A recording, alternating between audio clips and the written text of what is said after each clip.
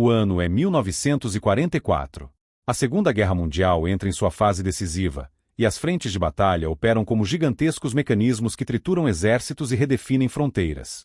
Para os soldados da Wehrmacht alemã, o local de uma possível captura tornou-se um fator tão determinante para o futuro quanto a própria batalha. O destino de um homem não seria selado por um tribunal ou por um tratado, mas pela bússola.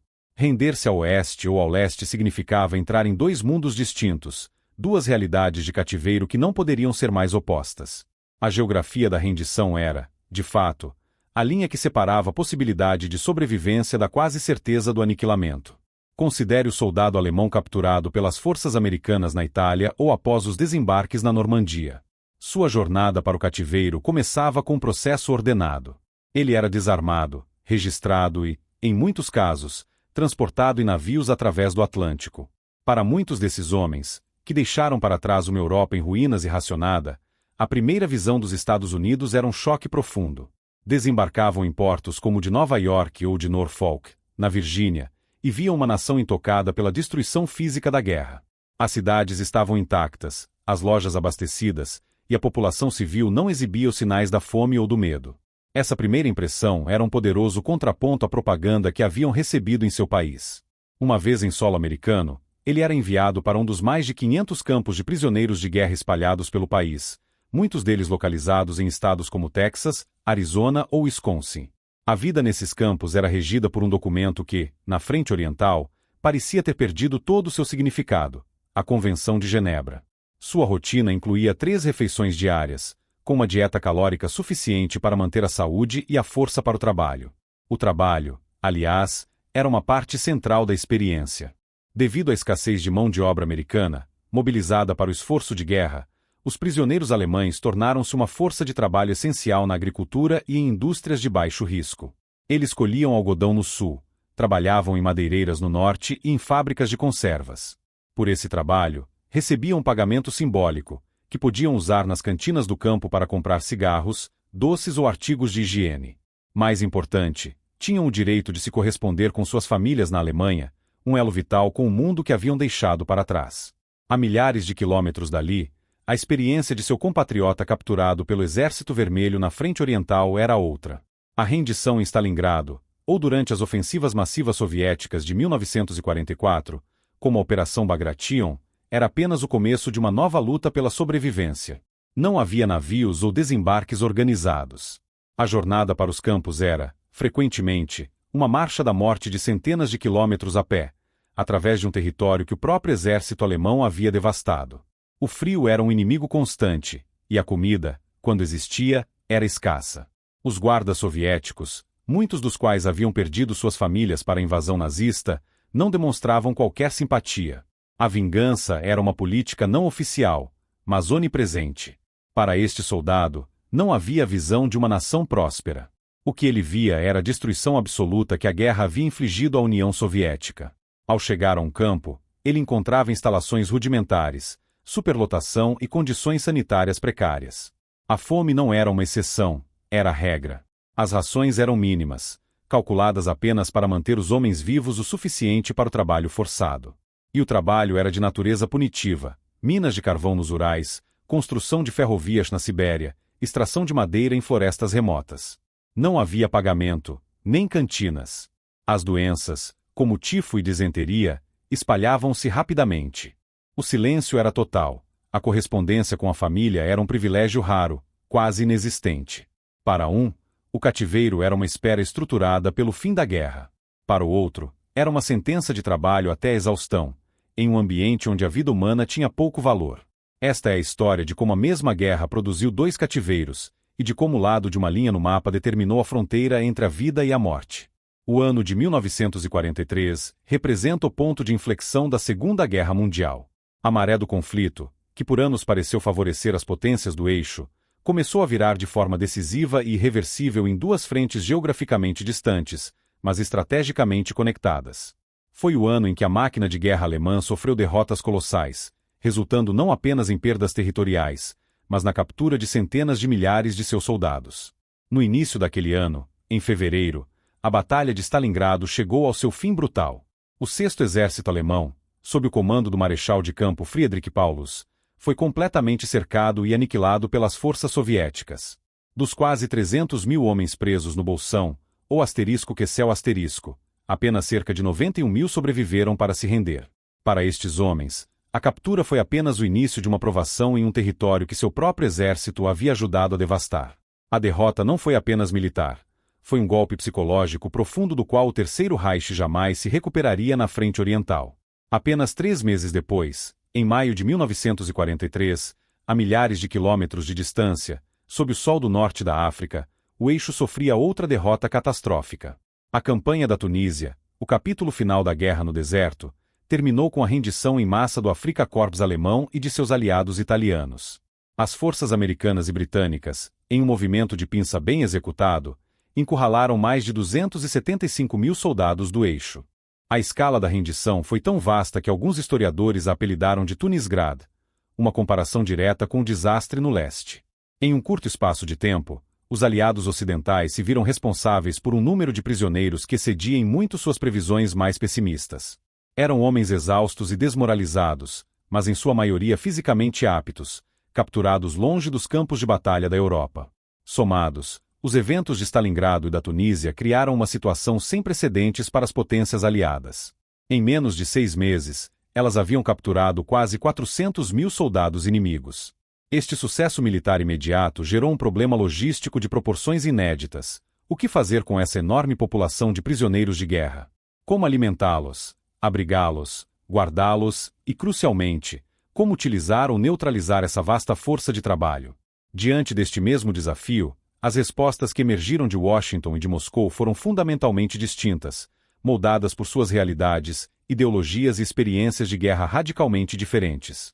Para os Estados Unidos, uma nação protegida por oceanos e com sua infraestrutura intacta, a questão era primariamente logística e legal, governada pelos princípios da Convenção de Genebra.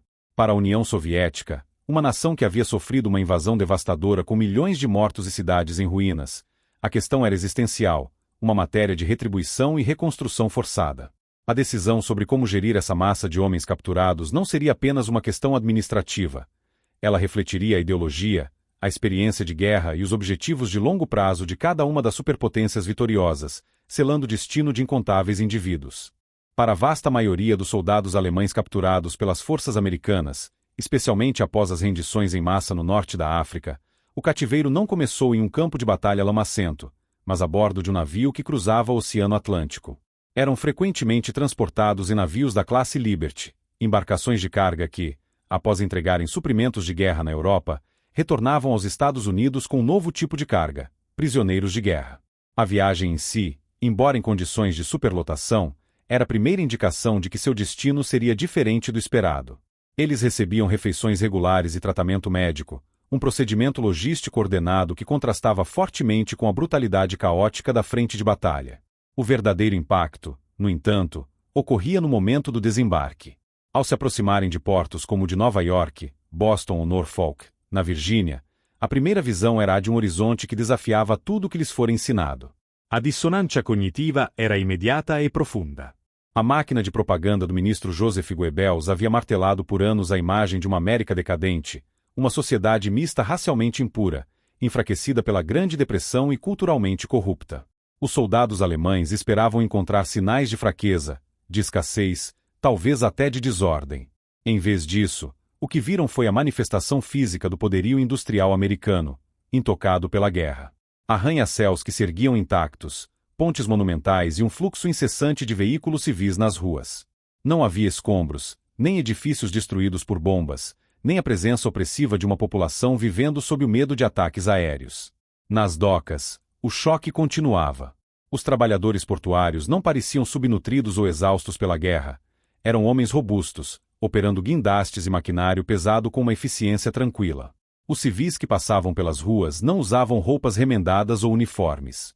As mulheres vestiam-se com tecidos coloridos e sapatos de couro, artigos que já eram um luxo raro na Alemanha em 1943 e 1944.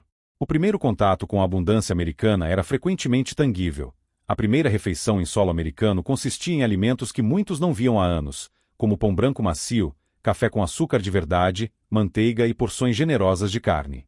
Para homens acostumados a rações de combate e ao pão preto racionado da frente de batalha, essa simples refeição era uma revelação poderosa sobre a capacidade produtiva do inimigo.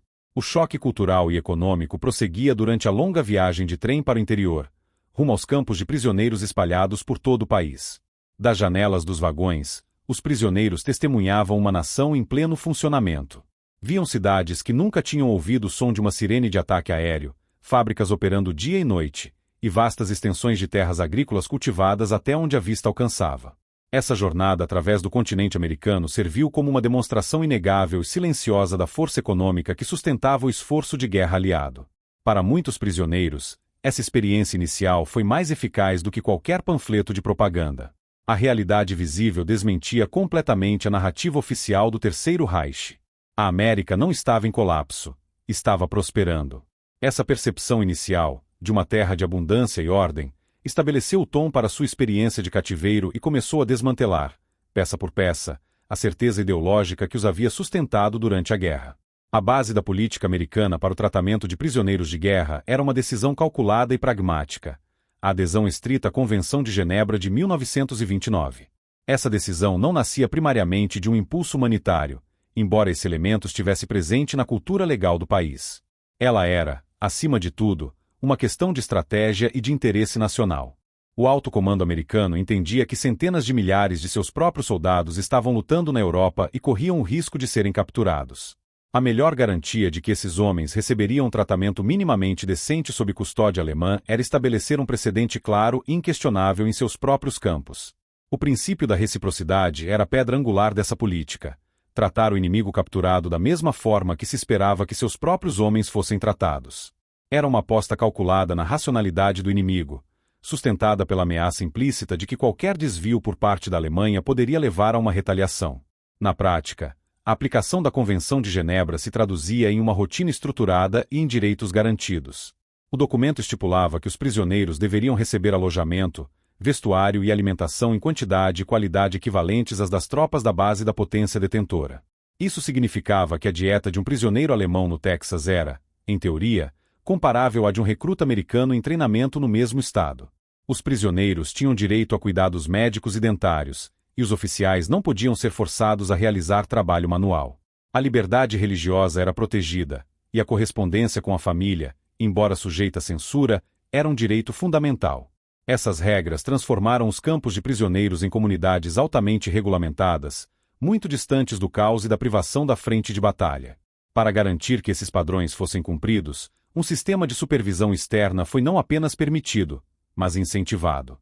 O Comitê Internacional da Cruz Vermelha, uma organização neutra com sede na Suíça, recebeu acesso regular e irrestrito aos campos de prisioneiros em todo o território americano. Seus delegados realizavam inspeções detalhadas, verificando as condições das cozinhas, dos alojamentos, das latrinas e das enfermarias. Mais importante, eles tinham o direito de entrevistar os prisioneiros em particular, sem a presença de guardas americanos, permitindo que reclamações e preocupações fossem expressas livremente. Os relatórios dessas visitas eram enviados tanto ao governo dos Estados Unidos quanto ao governo alemão, através de canais diplomáticos, criando um mecanismo de transparência e responsabilidade. Além da Cruz Vermelha, a Suíça, como potência protetora neutra, atuava como intermediária diplomática, representando os interesses dos prisioneiros alemães junto às autoridades americanas. Esse sistema de freios e contrapesos legais e diplomáticos garantia que o tratamento dos prisioneiros não dependesse do capricho de um comandante de campo individual, mas sim de um conjunto de regras internacionais.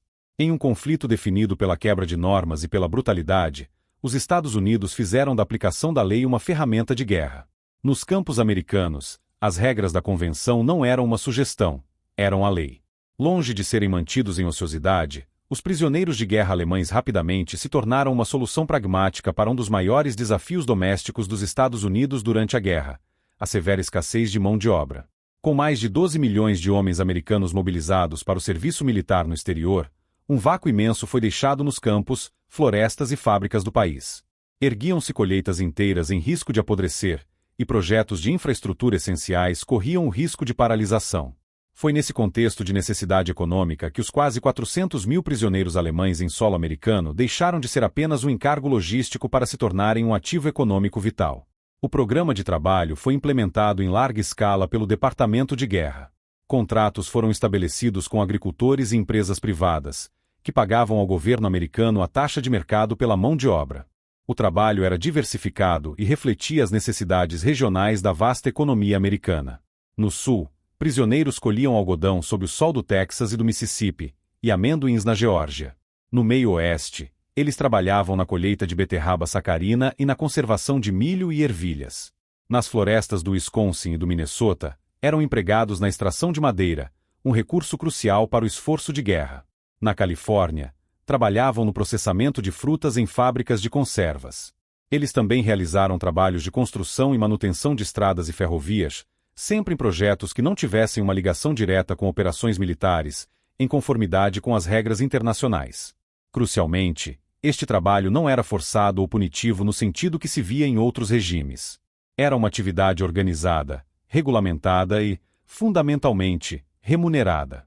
De acordo com a Convenção de Genebra, um soldado raso recebia um pagamento de 80 centavos de dólar por dia de trabalho. Esse pagamento não era feito em moeda americana corrente, para evitar o risco de fuga e o acúmulo de capital. Em vez disso, os prisioneiros recebiam vales, conhecidos como scrip, que só podiam ser usados nas cantinas dentro dos próprios campos. Nessas cantinas, eles podiam trocar seu pagamento por uma variedade de itens que tornavam a vida no cativeiro mais tolerável: cigarros, chocolate, refrigerantes, sabonete, pasta de dente, e talvez o mais valioso de todos, papel e selos para escrever cartas para casa. Este sistema tinha um duplo efeito. Para o governo americano, era uma forma eficiente de gerir a mão de obra e garantir que as necessidades da economia doméstica fossem atendidas. Para o prisioneiro individual, o trabalho oferecia uma estrutura e um propósito para dias que, de outra forma, seriam consumidos pela monotonia, pela ansiedade e pela incerteza. A rotina diária de trabalho, embora fisicamente exigente, era uma distração bem-vinda da realidade do confinamento e da preocupação com a guerra e com as famílias deixadas para trás.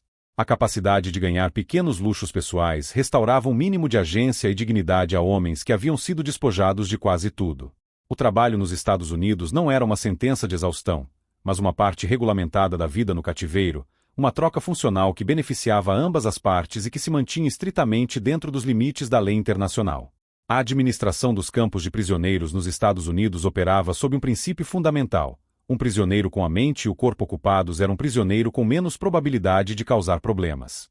O ócio era visto como um catalisador para a desmoralização, a indisciplina e as tentativas de fuga. Portanto, além do trabalho remunerado, foi implementado um sistema robusto de atividades recreativas e educacionais, projetado para preencher as longas horas de cativeiro com atividades construtivas. Essa política não era apenas humanitária, era uma ferramenta pragmática de gestão de campos, que visava manter a ordem e a estabilidade com o mínimo de força.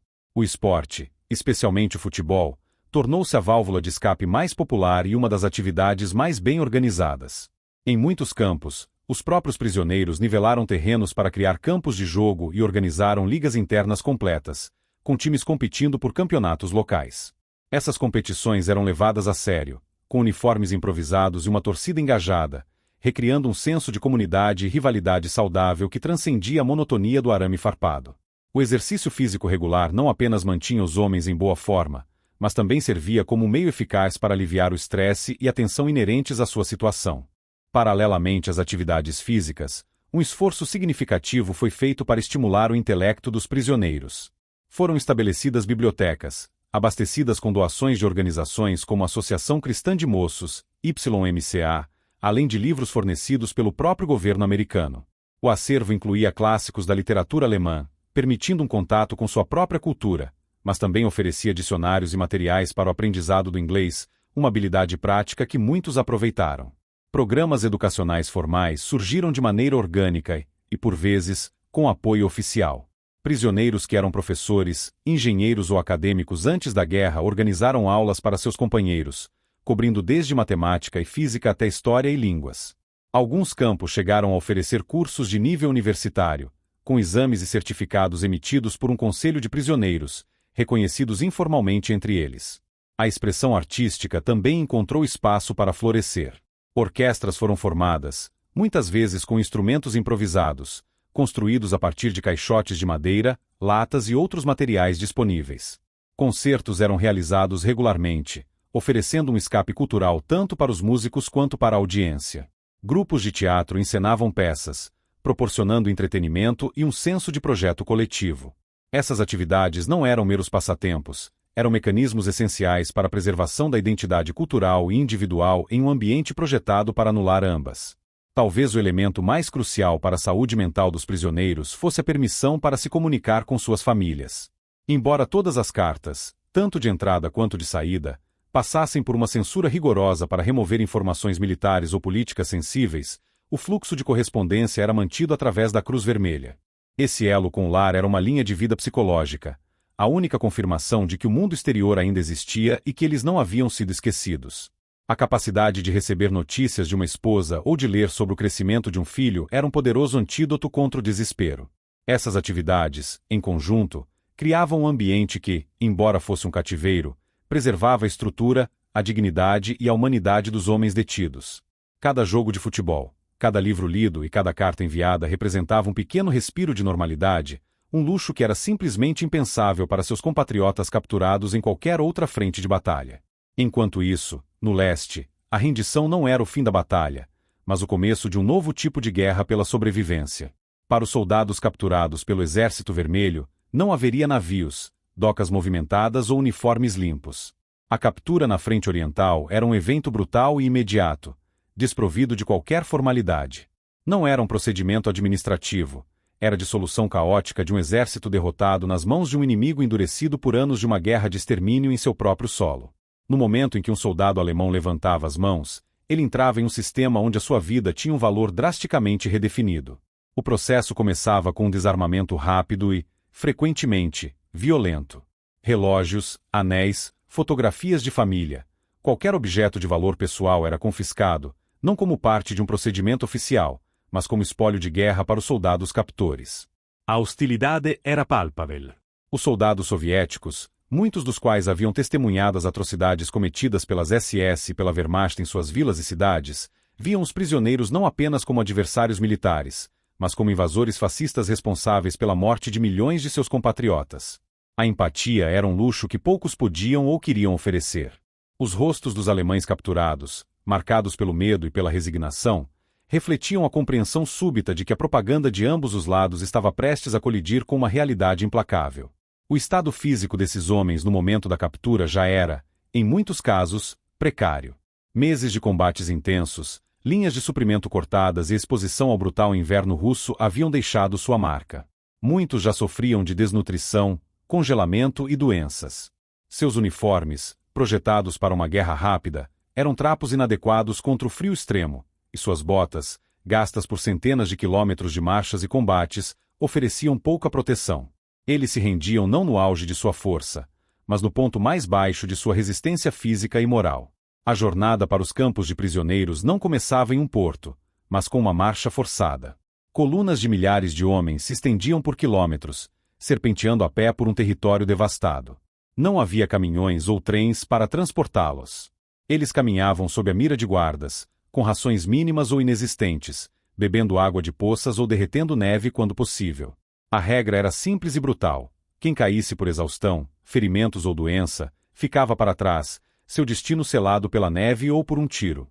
A disenteria e a pneumonia se tornavam tão letais quanto a bala de um guarda.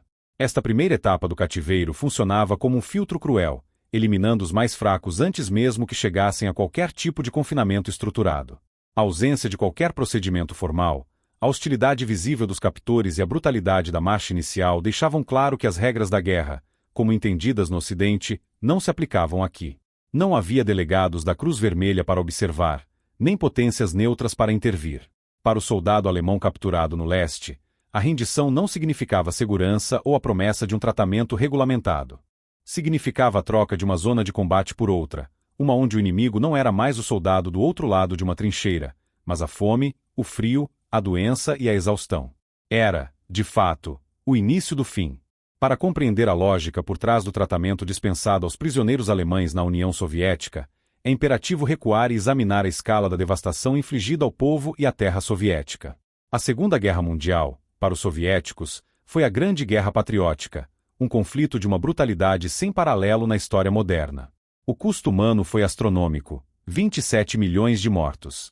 Este número, por si só, é difícil de absorver. Deste total, menos da metade eram militares. A maioria, uma vasta e anônima legião de civis, foi vítima de massacres, fome, doenças e da política de extermínio sistemático implementada pelos invasores. Nenhuma outra nação na guerra sofreu perdas remotamente comparáveis. A destruição material acompanhou a carnificina humana. A política de terra arrasada, praticada pelas forças alemãs durante a invasão e a retirada, foi executada com uma eficiência metódica. Mais de 1.700 cidades e 70 mil vilarejos foram parcial ou totalmente destruídos. Cidades icônicas como Stalingrado, Leningrado, Minsk e Kiev foram reduzidas a campos de escombros. A infraestrutura industrial e agrícola da parte ocidental da União Soviética foi deliberadamente aniquilada. Dezenas de milhares de quilômetros de ferrovias foram arrancados, pontes foram dinamitadas, e fábricas inteiras foram desmontadas e enviadas para a Alemanha ou simplesmente demolidas.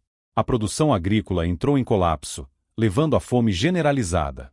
É fundamental entender que a guerra na Frente Oriental nunca foi concebida pelos nazistas como um conflito convencional. Era uma guerra ideológica de aniquilação, o *Vernichtungskrieg*.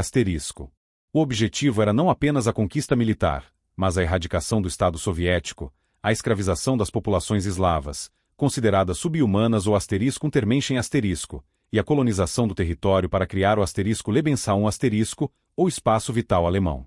As atrocidades não foram incidentes isolados de um exército indisciplinado, foram o resultado de uma política de Estado, executada por unidades como as SS-Einsatzgruppen, mas com a cumplicidade frequente da Wehrmacht. Neste cenário de dor e ruína, a Convenção de Genebra era um conceito abstrato e distante. A União Soviética não era signatária da Convenção de 1929 sobre o tratamento de prisioneiros de guerra, um fato legal que, embora não justificasse o tratamento desumano, fornecia uma base para desconsiderar suas diretrizes. A política que emergiu foi, portanto, uma fusão de dois impulsos primários, vingança e reconstrução. A vingança era uma reação visceral e compreensível. Para os soldados e civis soviéticos, os prisioneiros alemães eram o rosto visível do inimigo que havia assassinado suas famílias, queimado suas casas e destruído sua nação. A compaixão era um recurso escasso. O segundo impulso era puramente pragmático. A nação estava em cinzas e precisava ser reconstruída do zero. A economia estava destroçada e a população masculina, dizimada. Os milhões de prisioneiros de guerra alemães, em sua maioria homens saudáveis e em idade de trabalhar, eram vistos como um recurso essencial. Eles representavam uma força de trabalho cativa, milhões de homens que seriam usados para reconstruir o que haviam destruído. Não era visto como escravidão, mas como uma forma de reparação de guerra, um pagamento em trabalho forçado pela devastação causada. A mão de obra inimiga se tornou, na prática, o primeiro pagamento de uma dívida de sangue e aço, uma lógica implacável forjada no fogo da guerra mais destrutiva da história humana. A jornada para os campos soviéticos era o primeiro filtro, uma prova de resistência que ceifava vidas antes mesmo que o cativeiro formalmente começasse. Para o soldado alemão capturado na Frente Oriental, não havia um processo de transição ordenado. A rendição dava lugar a um novo tipo de marcha, não para o combate, mas para o interior de um território hostil. As colunas de prisioneiros, frequentemente com milhares de homens, eram forçadas a caminhar por centenas de quilômetros através de uma paisagem que seu próprio exército havia ajudado a destruir. A comida era praticamente inexistente, limitada a uma crosta de pão duro ou a qualquer coisa que pudesse ser encontrada pelo caminho. A água vinha de poças ou da neve derretida, fontes frequentemente contaminadas que se tornavam vetores para doenças. O ritmo era implacável, imposto por guardas do Exército Vermelho que não demonstravam qualquer inclinação para compaixão. Um homem que caísse por exaustão, ferimento ou doença era simplesmente deixado para trás. A hipotermia e o congelamento eram inimigos tão presentes quanto a fome. Este processo seletivo natural, ou forçado, garantia que apenas os fisicamente mais resistentes tivessem alguma chance de chegar ao próximo estágio da jornada. Para muitos, a guerra não terminou em um campo de prisioneiros, mas em uma vala anônima em algum lugar da vasta estepe russa ou da Ucrânia. Quando as marchas terminavam, geralmente em um terminal ferroviário improvisado, o tormento assumia uma nova forma. O transporte era feito em vagões de gado, caixas de madeira sobre rodas, sem janelas, sem aquecimento e sem instalações sanitárias. Dezenas de homens, às vezes mais de 100, eram trancados em um espaço escuro e confinado, projetado para animais. As viagens podiam durar dias, ou até semanas, enquanto os trens atravessavam lentamente o continente em direção aos Urais, a Sibéria ou as repúblicas da Ásia Central. Dentro dos vagões, as condições se deterioravam rapidamente. A falta de comida e água continuava, e a ausência de saneamento transformava os vagões em focos de disenteria e tifo. Os mortos viajavam ao lado dos vivos, seus corpos permanecendo no vagão até a próxima parada, quando eram removidos sem cerimônia. A chegada ao destino final não trazia alívio, apenas a confirmação da desesperança. Os campos, conhecidos coletivamente como parte do sistema Gulag, não eram as instalações estruturadas vistas na América. Eram complexos rudimentares, construídos às pressas no meio de locais remotos e inóspitos. A primeira visão era de cercas de arame farpado se estendendo por um perímetro vasto, torres de vigia rústicas e barracões de madeira mal construídos, que ofereciam pouca proteção contra o frio cortante do inverno. Não havia comitês de boas-vindas, nem procedimentos de registro formais. Os prisioneiros eram simplesmente contados e designados a um alojamento superlotado. Neste novo ambiente, a ausência mais notável era a de qualquer forma de supervisão externa. Não havia inspeções da Cruz Vermelha, nem visitas de representantes de potências neutras. O contato com o mundo exterior era cortado. A correspondência com a família era um privilégio extremamente raro, quase inexistente para a maioria. O que restava era um silêncio pesado e opressor, quebrado apenas pelo vento uivante, pelas ordens gritadas dos guardas e, em breve, pelo som monótono e constante do trabalho forçado. Este era o cativeiro do silêncio, um isolamento total projetado para quebrar o espírito e extrair o máximo de trabalho físico antes que o corpo finalmente cedesse. A jornada havia terminado, mas a verdadeira sentença estava apenas começando. O trabalho na União Soviética não era uma atividade para ocupar o tempo ou uma contribuição para a economia em troca de um soldo. Era uma sentença. Ao contrário do sistema americano, que utilizava a mão de obra dos prisioneiros em setores com escassez de trabalhadores civis, o sistema soviético direcionava essa força de trabalho para os projetos mais brutais, perigosos e urgentes do Estado. Gerenciados diretamente pelo NKVD, o Comissariado do Povo para Assuntos Internos, os prisioneiros se tornaram a força motriz descartável para a reconstrução industrial e a exploração de recursos em regiões onde nenhum trabalhador livre escolheria ir. A lógica era simples. A reconstrução da União Soviética seria erguida com o suor e o sangue daqueles que a haviam destruído. Os destinos mais comuns eram as minas de carvão da bacia do Donets, na Ucrânia, e dos Montes Urais. Nesses locais, os prisioneiros desciam para poços mal ventilados e perigosos, equipados com ferramentas primitivas, como picaretas e pás. A segurança era praticamente inexistente. Desmoronamentos, inundações e explosões de grisu eram ocorrências frequentes e fatais. O trabalho era fisicamente extenuante, e a inalação constante de pó de carvão levava a doenças pulmonares debilitantes, como a silicose, que sentenciavam o homem a uma morte lenta mesmo que ele sobrevivesse ao cativeiro. Outro destino era a vasta e gelada taiga siberiana. Lá, os prisioneiros eram organizados em brigadas de extração de madeira. Durante os invernos rigorosos, com temperaturas que caíam para 40 graus negativos, eles eram forçados a derrubar árvores enormes usando apenas serras manuais e machados. O congelamento era uma ameaça constante, e acidentes com a queda de árvores ou manuseio de toras pesadas eram comuns. O trabalho não terminava com a derrubada. Era preciso transportar a madeira pesada através da neve profunda até rios congelados ou linhas férreas improvisadas. Além da extração de recursos primários, os prisioneiros foram a principal força de trabalho na reconstrução de cidades e infraestruturas vitais. Em Stalingrado, Minsk e outras metrópoles arrasadas, eles passavam os dias limpando escombros, muitas vezes com as próprias mãos, e na reconstrução de edifícios, fábricas e, crucialmente, ferrovias. A rede ferroviária era a espinha dorsal da economia e do poderio militar soviético, e sua reconstrução era uma prioridade máxima. Os prisioneiros assentavam trilhos em qualquer condição climática, um trabalho manual pesado que quebrava corpos já enfraquecidos. O mecanismo que governava este sistema era *norma*, a cota de produção diária. Cada prisioneiro tinha uma meta individual ou de sua brigada a cumprir, fosse um certo volume de carvão extraído, um número de árvores derrubadas ou uma quantidade de trilhos assentados. Cumprir *norma* significava receber a ração completa de comida, que já era terrivelmente inadequada, consistindo geralmente em um pouco de pão preto, uma sopa rala e mingau. Falhar em atingi-la, o que era comum para homens doentes ou desnutridos, resultava em uma ração punitiva ainda menor. Isso criava um ciclo vicioso e fatal. Menos comida significava menos força, o que tornava impossível cumprir norma no dia seguinte, resultando em ainda menos comida. Era um sistema de exaustão deliberada, uma forma de seleção natural onde apenas os mais fortes sobreviviam por mais tempo. Não havia qualquer intenção de reabilitação ou de preservação da força de trabalho a longo prazo. O trabalho punitivo soviético era um instrumento calculado de retribuição e exploração, projetado para extrair o máximo valor físico de um homem antes que seu corpo inevitavelmente cedesse.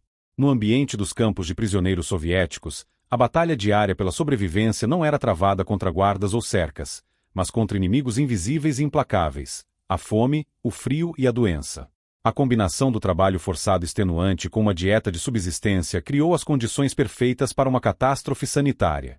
A base dessa vulnerabilidade era a desnutrição crônica e severa. A ração diária, quando distribuída integralmente, mal alcançava o limiar calórico necessário para sustentar as funções vitais de um corpo em repouso, quanto mais de um homem realizando 12 horas de trabalho pesado. A dieta consistia, na maioria das vezes, em uma porção de pão preto e úmido, uma tigela de sopa rala, frequentemente pouco mais que água quente com alguns vegetais, e um mingau de cereal. A ausência de proteínas, gorduras e vitaminas essenciais levou a um rápido definhamento físico. Os corpos dos prisioneiros consumiam primeiro suas reservas de gordura e, em seguida, sua própria massa muscular.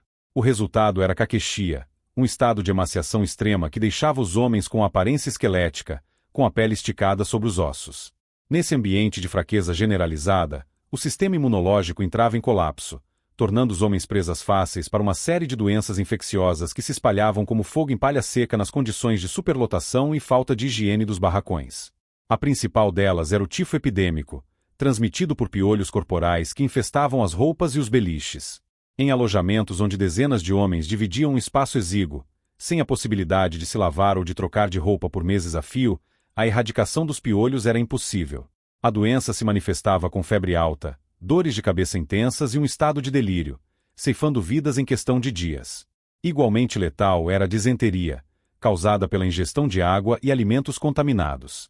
As latrinas eram, na melhor das hipóteses, fossas abertas e rudimentares, e a contaminação do abastecimento de água era uma certeza. A diarreia severa levava à desidratação e à perda de eletrólitos, um golpe final para um corpo já debilitado pela fome. Além das infecções, as doenças respiratórias eram uma causa constante de mortalidade, especialmente durante os brutais invernos russos. Os barracões de madeira ofereciam pouca proteção contra as temperaturas congelantes, e os prisioneiros possuíam apenas seus uniformes de verão esfarrapados e, talvez, um casaco fino. A exposição prolongada ao frio, combinada com a desnutrição, tornava a pneumonia uma sentença de morte quase certa. A tuberculose, uma doença de progressão mais lenta, também encontrava um terreno fértil nos pulmões enfraquecidos dos detentos. A essa equação de fome e doença somava-se a quase total inexistência de cuidados médicos. As enfermarias dos campos eram, na prática, barracões de isolamento para os moribundos. Não havia medicamentos, antibióticos ou equipamentos. Os médicos eram, muitas vezes, outros prisioneiros com alguma formação sanitária, mas sem recursos para fazer qualquer coisa além de oferecer um mínimo de conforto. Em muitos campos, sobreviver ao primeiro inverno era considerado uma vitória improvável, um teste de resistência que a maioria não passava. A mortalidade era altíssima, e os corpos eram removidos diariamente para serem enterrados em valas comuns anônimas. Nesse sistema, a vida humana não era um recurso a ser preservado, mas uma matéria-prima a ser consumida. O corpo do inimigo se tornava, literalmente, o combustível para a reconstrução do Império Soviético. Quando os testemunhos pessoais se calam e as memórias individuais se desvanecem, os números permanecem. Eles oferecem um balanço frio, desprovido de emoção, mas inegável em sua clareza, servindo como veredito final sobre os dois sistemas de cativeiro. A análise estatística da sobrevivência dos prisioneiros de guerra alemães sob custódia americana e soviética não apenas ilustra uma diferença, ela revela um abismo fundamental entre duas realidades. Nos Estados Unidos, foram detidos aproximadamente 380 mil prisioneiros de guerra alemães ao longo do conflito. Deste total, a taxa de mortalidade registrada foi inferior a 1%. Este percentual notavelmente baixo não foi um acaso, mas o resultado direto de uma política deliberada de adesão à Convenção de Genebra. A provisão de alimentação adequada, cuidados médicos sistemáticos e condições de trabalho que, embora exigentes, não eram projetadas para exaustão, garantiram que a grande maioria dos homens sobrevivesse ao cativeiro. Em termos absolutos, isso significa que o número de mortes em solo americano não excedeu alguns milhares, sendo as causas primárias acidentes de trabalho, doenças comuns e, em casos raros, atos de violência isolados. O sistema foi projetado para conter e administrar, não para aniquilar. Consequentemente, ao final da guerra e nos meses que se seguiram, a esmagadora maioria dos prisioneiros alemães nos Estados Unidos foi repatriada, retornando para a Alemanha para testemunhar sobre a vida no cativeiro americano. Do outro lado do mundo, no leste, a aritmética da sobrevivência contava uma história completamente diferente. A União Soviética capturou um número muito superior de combatentes do eixo, estimado em cerca de 3 milhões de militares alemães, principalmente nos últimos 2 anos da guerra. Sobre esta vasta população, as estatísticas são sombrias, e embora variem entre as fontes, pintam um quadro consistente de perda massiva de vidas. As estimativas mais conservadoras indicam que a taxa de mortalidade entre estes prisioneiros foi de aproximadamente 30%, com algumas análises sugerindo números ainda mais elevados, chegando a 35% ou mais em certos períodos e campos. Em termos absolutos, isso representa a perda de quase 1 milhão de vidas. Essa cifra colossal não foi produto do acaso ou simplesmente da brutalidade da guerra na frente oriental. Foi o resultado direto das condições impostas, as marchas da morte iniciais, a fome sistemática como ferramenta de controle, a propagação desenfreada de doenças como tifo e disenteria em campos superlotados e sem saneamento, e, acima de tudo, o sistema de trabalho forçado punitivo. Muitos desses homens não morreram em combate, mas sucumbiram lentamente à exaustão e à doença, anos após o fim oficial das hostilidades, enquanto continuavam a trabalhar na reconstrução da nação que haviam invadido. Colocados lado a lado, os dados expõem a brutalidade da escolha do destino. A captura se assemelhava a uma roleta russa geopolítica, onde a bala no tambor era determinada unicamente pela geografia da rendição. A sobrevivência de um soldado não dependia mais de sua habilidade em combate, de sua coragem ou de sua patente, mas sim de um fator completamente fora de seu controle: se sua unidade havia sido enviada para lutar na Itália e na França, ou se estava posicionada na vasta e implacável frente oriental. A diferença estatística não reflete a intensidade da guerra, mas sim a filosofia do cativeiro.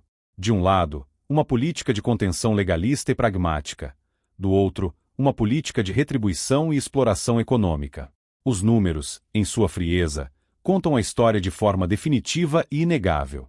O tratamento humano dispensado nos campos americanos gerou uma consequência não planejada, um epílogo que nem os estrategistas mais perspicazes de Washington poderiam ter previsto. Com o fim da guerra, o vasto programa de repatriamento foi iniciado, um processo logístico tão organizado quanto da chegada dos prisioneiros. Contudo, os homens que embarcavam nos navios de volta para a Europa não eram os mesmos que haviam chegado. A experiência do cativeiro nos Estados Unidos havia deixado uma marca indelével, não de trauma, mas de uma complexa reavaliação de suas próprias crenças e do mundo ao seu redor. Essa transformação foi fomentada por uma política que ia além da simples provisão de comida e abrigo. Nos últimos estágios da guerra, reconhecendo a inevitabilidade da derrota alemã, as autoridades americanas iniciaram programas discretos de reeducação em alguns campos selecionados. O objetivo era sutil, mas ambicioso: expor os prisioneiros aos princípios da democracia, da liberdade de imprensa e da estrutura cívica americana. Cursos de língua inglesa, palestras sobre a Constituição dos Estados Unidos e o acesso a jornais e revistas que não passavam pelo crivo da propaganda nazista começaram a desmantelar a visão de mundo que lhes fora imposta por mais de uma década. Além disso, a boa conduta de muitos prisioneiros, que trabalhavam de forma diligente e cooperativa, rendeu-lhes um grau de confiança por parte dos guardas e da população local, com quem interagiam em fazendas e projetos de trabalho. Essas interações diárias e desmilitarizadas mostraram-lhes um lado do inimigo americano que contradizia frontalmente a caricatura do monstro capitalista.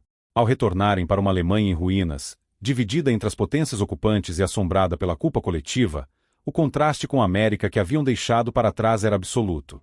Eles se lembravam não apenas da ausência de destruição, mas da ordem, da abundância e, acima de tudo, da dignidade com que foram tratados como prisioneiros de guerra. Essa memória tornou-se um poderoso ponto de referência em meio ao caos do pós-guerra. Foi então que o fenômeno inesperado começou a tomar forma. Anos após o conflito, quando as fronteiras se reabriram e a imigração se tornou possível, um número surpreendente desses ex-prisioneiros de guerra fez uma escolha extraordinária. Eles decidiram retornar voluntariamente aos Estados Unidos. Desta vez, não viajavam no porão de um navio de carga como inimigos capturados, mas como imigrantes, buscando uma nova vida na terra de seus antigos captores. Eles preencheram formulários, buscaram patrocínio e se juntaram às filas nos consulados americanos. Muitos se estabeleceram nas mesmas regiões onde haviam sido detidos, utilizando as habilidades linguísticas e o conhecimento da cultura local que haviam adquirido durante o cativeiro. A lembrança de um tratamento justo, de um sistema baseado em regras e da possibilidade de prosperidade através do trabalho honesto provou ser um atrativo mais forte do que a lealdade a uma pátria devastada. Este epílogo serviu como testemunho final da eficácia da política americana. O fato de que milhares de homens, que um dia lutaram ferozmente contra os Estados Unidos, escolheram livremente fazer daquela nação seu lar, foi uma vitória de soft power mais eloquente do que qualquer panfleto de propaganda. Para a maior parte do mundo, o dia 8 de maio de 1945 marcou o fim da guerra na Europa. As celebrações tomaram as ruas de Londres a Paris, e a esperança de um retorno à normalidade era palpável. Mas para os sobreviventes dos campos de prisioneiros na União Soviética, o silêncio dos canhões não trouxe liberdade. A guerra havia terminado, mas a sua sentença de trabalho forçado, não. A lógica soviética era brutalmente pragmática e desprovida de qualquer obrigação para com as convenções internacionais. A União Soviética, devastada em uma escala sem precedentes, via esses homens não como prisioneiros a serem repatriados, mas como uma força de trabalho indispensável para sua reconstrução e como um ativo político a ser negociado. Para justificar a sua detenção contínua, muitos foram sumariamente reclassificados como criminosos de guerra, com base em acusações genéricas de participação na guerra de agressão, o que permitia, sob a lei soviética, sentenças de trabalho forçado de até 25 anos. Assim, por anos após o armistício, centenas de milhares de alemães continuaram seu trabalho nas mesmas minas, madeireiras e canteiros de obras para onde haviam sido enviados durante o conflito. As condições não melhoraram com o fim das hostilidades. Em muitos casos, a disciplina se tornou ainda mais rígida, pois o valor de cada homem era medido estritamente por sua capacidade de produção. A repatriação, quando ocorria, era um processo lento e calculado. As primeiras ondas, no final da década de 1940, eram compostas principalmente por doentes e feridos, homens tão debilitados que já não tinham qualquer utilidade econômica para o Estado soviético. Para a Alemanha, cada trem que chegava era um evento nacional, mas também um lembrete sombrio de que muitos ainda permaneciam para trás. A situação só mudou de forma decisiva com o novo cenário político da Guerra Fria. Após a morte de Stalin em 1953, e com a consolidação da Alemanha Ocidental como um aliado crucial do Bloco Ocidental, a questão dos prisioneiros restantes tornou-se uma moeda de troca diplomática. Em setembro de 1955, uma década inteira após o fim da guerra, o chanceler da Alemanha Ocidental, Konrad Adenauer, fez uma visita histórica a Moscou. O objetivo principal da sua missão era estabelecer relações diplomáticas formais com a União Soviética, mas sua condição não negociável era a libertação dos últimos prisioneiros alemães ainda detidos. Após negociações tensas, um acordo foi alcançado. A Alemanha Ocidental reconheceria a URSS em troca do retorno dos últimos 10.000 homens.